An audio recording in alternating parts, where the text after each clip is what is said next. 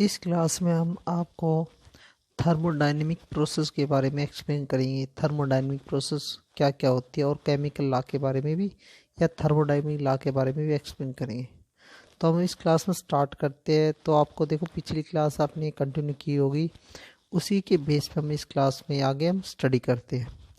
अब thermodynamic process का मतलब होता है जब आप कहो कोई थर्मोडायनेमिक प्रोसेस को ऑब्जर्व करवा रहे हो किसी केमिकल रिएक्शन पे, तो वहाँ पर जो थर्मोडायनेमिक कैलकुलेशन करते हो, एनर्जी का कैलकुलेशन करते हो या उसको मेजरमेंट करते हो, तो वो किस बेसिस पे करते हो, तो कौन कौन सी थर्मोडायनेमिक प्रोसेस होती है, तो उन्हीं को हम इसमें डिस्कस करते हैं। तो पहले आपको बता देते हैं थर्मोडायनेमिक प्रोसेस होती क्या है। जब किसी सिस्टम में हम किसी प्रॉपर्टीज को कांस्टेंट रख के और उसको सिस्टम को ऑब्जर्व करते हैं, मेजरमेंट करते हैं, तो उसी को हम क्या बोलते हैं, थर्मोडायनेमिक प्रोसेस बोलते हैं बेटा।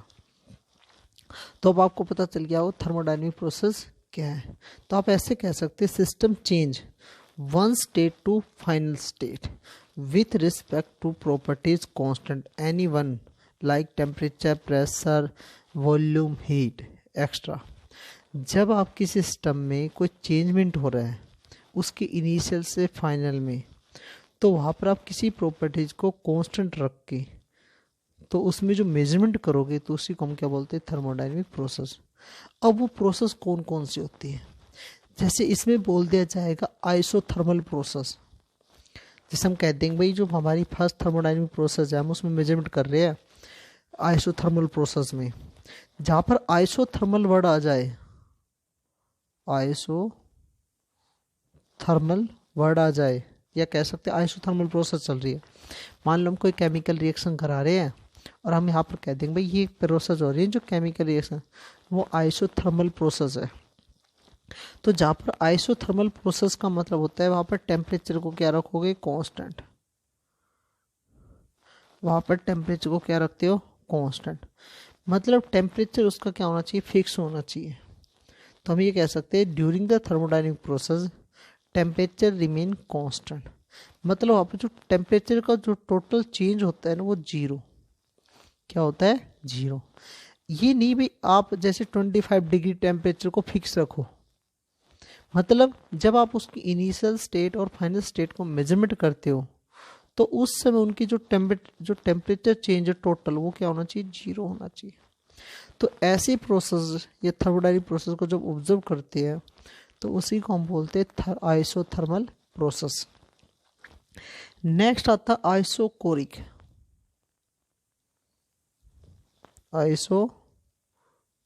प्रोसेस। अब जो आइसोकोरिक प्रोसेस होती है तो आप ये कह सकते हो वहाँ पर वॉल्यूम को क्या रखोगे, कांस्टेंट रखोगे। During the thermodynamic process volume are constant, जहाँ पर वॉल्यूम को क्या रखोगे, कांस्टेंट। मतलब डेल्टा वी क्या रहेगा वहाँ पर, जीरो। मतलब जो इनिशियल स्टेट और फाइनल स्टेट में जब आप स्टडी करोगे इनिशियल स्टेट की मेजरमेंट करोगे और फाइनल स्टेट की किसी थर्मोडायनेमिक प्रोसेस में, और वहाँ पर जो वॉल्यूम का चेंज वो क्या होना चाहिए, जीरो होना चाहिए। ये याद रखना बेटा, क्योंकि हम किसी भी सिस्टम को जब मेजरमेंट करेंगे उसकी इनिशियल स्टेट से और फाइनल स्टेट से ही मेजरमेंट करेंगे, क्योंकि आपको पता चुके स्टेट ऑफ फंक्शन पिछले लास्ट क्लास में आपको डिस्कस कर चुके हैं। नेक्स्ट आता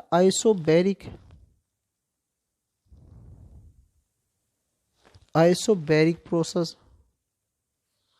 अब आपको पता रहेगा आइसोबैरिक प्रोसेस क्या होती है बेटा। तो आइसोबैरिक प्रोसेस का मतलब होता है जब during the thermodynamic process pressure remain constant, जहाँ पर प्रेशर को क्या रखोगे बेटा, कांस्टेंट रखोगे। जब कोई भी थर्मोडायनेमिक प्रोसेस है वहाँ पर प्रेशर क्या रखोगे, कांस्टेंट रखोगे, तो उसी को हम क्या बोलते हैं, आइसोबैरिक। मतलब वहाँ पर जो चेंज ऑफ प्रेशर होता है ना वो क्या रहेगा, जीरो।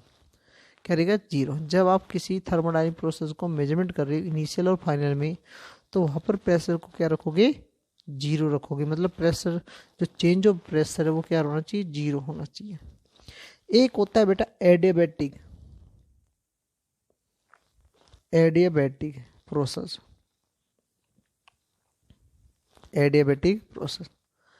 तो इस प्रोसेस में होता है क्या कि जो हीट होता है ना वो कांस्टेंट होती है,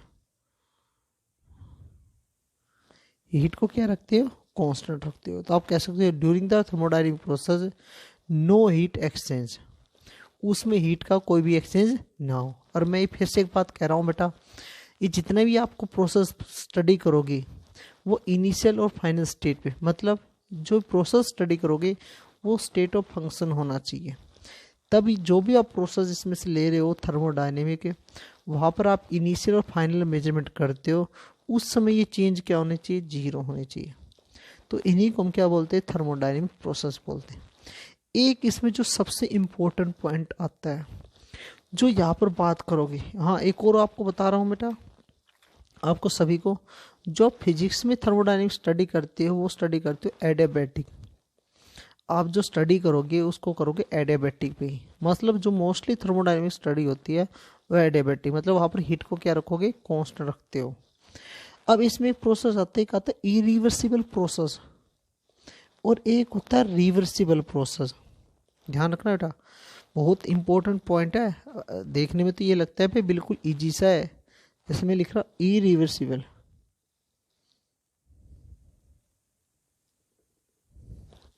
इरिवर्सिबल और एक होता है रिवर्सिबल। अब आप कई बच्चे सोच रहे होंगे भाई इरिवर्सिबल का मतलब जो रिवर्स ना हो, और रिवर्सिबल का मतलब होता है जो रिवर्स हो जाए। बट यहाँ पर एक पॉइंट आता है, एक आता है ड्राइविंग फोर्स और एक होता है अपोजिंग फोर्स। ड्राइविंग फोर्स का मतलब होता है जिस फोर्स के कारण कोई भी प्रोसेस फॉलो हो रही है, प्रोसेस चल रही है बेटा, उसी को हम क्या बोलते हैं, ड्राइविंग फोर्स।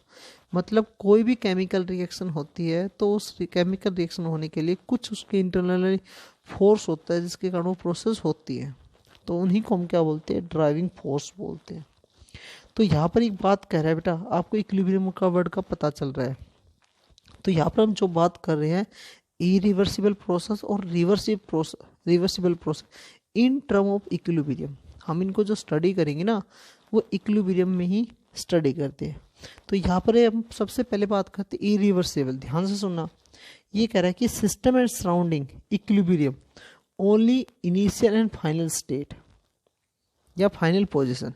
ये कहता है इरिवर्सिबल को हम तभी मेजरमेंट करेंगे, तभी मेजरमेंट होते हैं इरिवर्सिबल कि जो सिस्टम है और सराउंडिंग है वो इक्विलिब्रियम है, सिर्फ कहाँ पर, इनिशियल स्टेट और फाइनल स्टेट पे, इनिशियल स्टेट पे और फाइनल स्टेट पे, वहीं पर प्रोसेस होता है। मतलब जब वो प्रोसेस चल रही है बीच में, वहाँ पर वो इक्विलिब्रियम नहीं होता, तो उसी को हम बोलते हैं इरिवर्सिबल प्रोसेस। बट जो रिवर्सिबल प्रोसेस होता है उसमें क्या होता है कि जो सिस्टम और सराउंडिंग है वो इक्विलिब्रियम है, वो ऑलवेज क्या रहेगा, इक्विलिब्रियम रहेगा, इनिशियल में भी और फाइनल में भी। और जब वो बीच का पैटर्न होता है ड्यूरिंग द प्रोसेस, उस समय भी वो क्या होता है, इक्विलिब्रियम में ही होता है। फिर से बता रहा हूँ आपको एक एग्जाम्पल के तौर पे, जैसे हमने एक ग्राफ ले लिया, यहाँ पर हमने एक ग्राफ लिया, जब हम इस ग्राफ को प्लॉट करेंगे तो एक तो मैंने इसकी इनिशियल स्टेट पता है, एक फाइनल स्टेट पता है। अब बीच का मुझे नहीं पता कि मेरा जो ग्राफ बन गया है वो ऐसा ग्राफ बन के आया, ग्राफ ऐसे बन के आया। तो इरिवर्सिबल प्रोसेस में क्या कर रहा है कि जो सिस्टम और सराउंडिंग है, जो सिस्टम और सराउंडिंग है वो एक तो इनिशियल स्टेट पे इक्विलिब्रियम है और एक फाइनल पे, उसका बीच का वो इक्विलिब्रियम नहीं होता। इक्विलिब्रियम जो प्रोसेस बीच में होती है, इनिशियल और फाइनल स्टेट के बीच की जो प्रोसेस होती है, उस समय वो इक्विलिब्रियम में अटेन नहीं करती, उसी को हम क्या बोलते हैं, इरिवर्सिबल। बट रिवर्सिबल में क्या होता है, जो इनिशियल स्टेट है और फाइनल स्टेट है वहाँ पर तो इक्विलिब्रियम है, बट जो बीच के प्रोसेस होती है वो भी क्या रहेगी बेटा, इक्विलिब्रियम रहेगी, वो भी क्या रहेगी, इक्विलिब्रियम रहेगी। तो उसी को हम बोलते हैं रिवर्सिबल प्रोसेस। ध्यान से थोड़ा समझ में आया, थोड़ा आगे और अच्छे से आ जाएगा बेटा, क्योंकि आगे जरूरत पड़ेगी तब आपको और अच्छे से क्लियर हो जाएगा। फिर से बता रहा हूँ, इरिवर्सिबल का मतलब होता है कि जो सिस्टम ऑफ सराउंडिंग है वो इनिशियल और फाइनल स्टेट पे ही क्या रहे, इक्विलिब्रियम में रहे, not equilibrium during the process. यहाँ पर जो ड्राइविंग फोर्स होता है ना बहुत ज़्यादा होता है अपोजिंग फोर्स से, मतलब जो रिएक्शन को करवाने वाला फोर्स होता है ना वो बहुत ज़्यादा होता है अपोजिंग फोर्स से, जो उसको अपोज करे बेटा, रिवर्स करे, उससे क्या होता है बहुत ज़्यादा। मतलब आपकी जो केमिकल रिएक्शन रिएक्टेंट से सीधा प्रोडक्ट में हो गई, रिएक्टेंट से सीधा प्रोडक्ट में कन्वर्ट हो गई, मतलब वो प्रोडक्ट से रिएक्ट में नहीं जाएगा, उसका कोई फोर्स ही नहीं उसको रिवर्स कर दे, क्योंकि वहाँ पर रिएक्टेंट से प्रोडक्ट में कन्वर्ट करने के लिए बहुत ज़्यादा स्ट्रॉन्ग फोर्स होता है, ड्राइविंग फोर्स। बट रिवर्सिबल में क्या होता है कि उसकी इनिशियल स्टेट और फाइनल स्टेट और ड्यूरिंग द प्रोसेस उस समय भी सिस्टम और सराउंडिंग क्या होता है, इक्विलिब्रियम होता है। मतलब जो उसका ड्राइविंग फोर्स होता है उस समय रिवर्सिबल में ड्राइविंग फोर्स होता है वो थोड़ा सा ज़्यादा होता है बेटा अपोजिंग फोर्स से, वो बहुत स्मॉल अमाउंट में क्या होता है इंक्रीज होता है किससे, अपोजिंग फोर्स से। ये पॉइंट आपको याद रखना पड़ेगा। तो अब आपको पता चलेगा इरिवर्सिबल और रिवर्सिबल प्रोसेस क्या होती है। क्लियर। यहाँ पर आगे आता है भाई हम थर्मोडायनिक में स्टडी तो कर रहे हैं, यहाँ पर हम थर्मोडायनिक में स्टडी कर रहे हैं, बट हम जो एनर्जी का ट्रांसफॉर्मेशन होगा, जैसे हमने आपको बताया थर्मोडायनेमिक का मतलब होता है interaction between matter and energy, मतलब मैटर और एनर्जी क्या होगी आपस में एक्सचेंज होगी। तो जो एनर्जी एक्सचेंज हो रही है किसी भी केमिकल रिएक्शन में, तो हमको उसको स्टडी कैसे करेंगे, उसको किस मेथड से हम कैसे स्टडी करेंगे, तो इसके लिए हम इसमें स्टडी करते हैं मोड ऑफ एनर्जी ट्रांसफ़र, मतलब किस मोड से एनर्जी ट्रांसफ़र होती है। तो अब अगला जो हमारा टॉपिक है वो है मोड ऑफ एनर्जी ट्रांसफ़र। भाई जो एनर्जी सिस्टम से सराउंडिंग में या सराउंडिंग से सिस्टम में जो एनर्जी का ट्रांसफ़र होता है वो किस मोड के थ्रू होता है। तो सबसे पहला आता है बेटा हीट, हीट के थ्रू। किसके थ्रू होता है, हीट। तो ये कह रहा है कि energy transfer take place become temperature difference between system and surrounding. ये क्या कह रहा है कि भाई हमारे पास कोई भी सिस्टम है और ये इसका सराउंडिंग है, तो यहाँ पे इनका जो टेम्परेचर का डिफरेंस होता है सिस्टम और सराउंडिंग को, उसके बेसिस पे हम जो स्टडी करते हैं उसी को हम क्या बोलते हैं बेटा, हीट के बेस पे। हम इसके बेस पे बता सकते हैं भाई सिस्टम का टेम्परेचर कम है और सराउंडिंग का ज़्यादा है, या सिस्टम का ज़्यादा है और सराउंडिंग का कम है। तो उस बेस पे जो हीट के रूप में देखते हैं बेटा, तो उसी को हम क्या बोलते हैं बेटा, mode of transfer of energy. मतलब जो एनर्जी का ट्रांसफ़र होता है वो एक किसके रूप में होता है, हीट के रूप में। क्योंकि आपको बताया गया है टेम्परेचर क्या होता है, किसी भी सब्सटेंस की हॉटनेस और कोल्डनेस को। तो हम यहाँ पर हम ये देख लेंगे इसका टेम्परेचर कितना है सिस्टम का और सराउंडिंग का टेम्परेचर क्या है। और आपको एक पॉइंट ये पता है जो हीट फ्लो होती है बेटा, हीट जो फ्लो होती है वो हॉट बॉडी से कोल्ड बॉडीज की तरफ होती है, मतलब गर्म से ठंडी की तरफ जाती है, आपको पता है बेटा। तो यही कह रहा है कि हम एक जो एनर्जी का ट्रांसफॉर्मेशन है वो हीट के रूप में स्टडी करेंगे। ये तो बेसिक आपको बताया जा रहा है, आगे देखेंगे कैसे हीट के रूप में क्या होता है, ट्रांसफर होता है। दूसरा होता है वर्क। तो आप यहाँ पर एक पॉइंट नोट रखना, आप यहाँ पर एक पॉइंट नोट करना, अगर कहीं पर एनर्जी का ट्रांसफर हो रहा है एक्सपेक्ट हीट, तो वो किसके थ्रू होगा बेटा, वर्क के थ्रू। अगर कहीं पर एनर्जी का ट्रांसफर होता है एक्सपेक्ट हीट, हीट के अलावा कहीं पर भी एनर्जी का ट्रांसफर हो रहा है तो वो वर्क ही कहलाया जाएगा, इसके अलावा किसी और के थ्रू हो ही नहीं सकता है।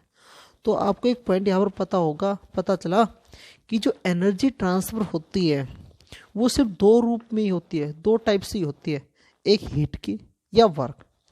दोनों में से एक से ही हो सकती है, दोनों में से कोई सी भी हो सकती है।